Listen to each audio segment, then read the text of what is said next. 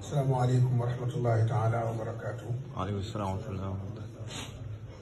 ñoo ngi nuyu julli yi fi teew yëpp di ko jaarale ci loxo sunu doom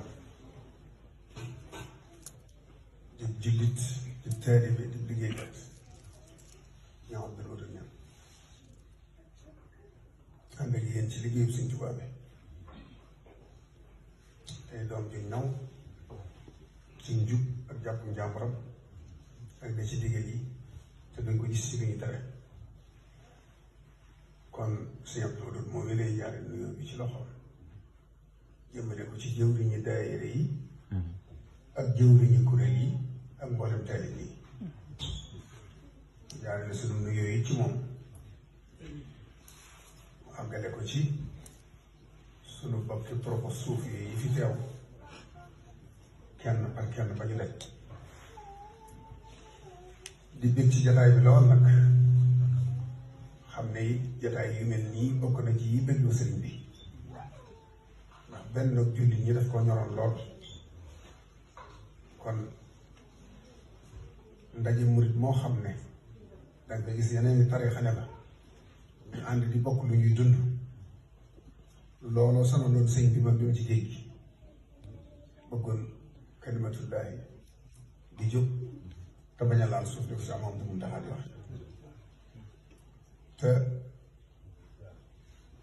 gannaaw bi ñu nuyoo ba noppi ñu xamal leen ne fii seen kër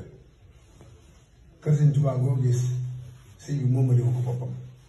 mooy ne ko sax moom mu taxaat daal sax moom mopp baax yaa noonu ko yàlla fayal ci ay jéegoom ak jaata ba liggéeyam bu rëy ci biir réew mi bitim réew ci xamle ak yàq li ak yaatal ñu ngi ko daa waxee rek kër yàlla la mos koo xatal da koy yaatal ñëpp bokk ci loola nag li muy wund mooy bu leen neexoon lan fii seen mbalaanu wasifa daal wasifa bu leen neexoon def fi xadaratul jumaa kër Sëñ Tuubaa gi ci njëriñ sëñ bi daal na fi ba tàyyi ay muqaddam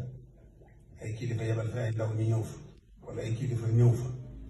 day wax ne nañ leen yaatal ci seenu dal te luñ bëgg a def nañ ko fa def suñ bëggee wasifa nañ fi bëgg wasifa luñ bëgg a def nañ ko fa def am na sax ci yoonu murit ñoo xam ne mën naa ci siti ku mel ne si Mor Khari Sëñ Malick Basse biñ jébbaloo te doonoon ay tijaan sëñ bi da leen wéyaloo seeni wasifa ak seen wetu tijaan doxal nañ wasifa lu yàgg door a doon yi daanu kat bàyyi lépp di jàng ko si dëgg bàyyi lépp waaye yàgg nañ ci lool ci ndigal sëñ bi continuer di wasifa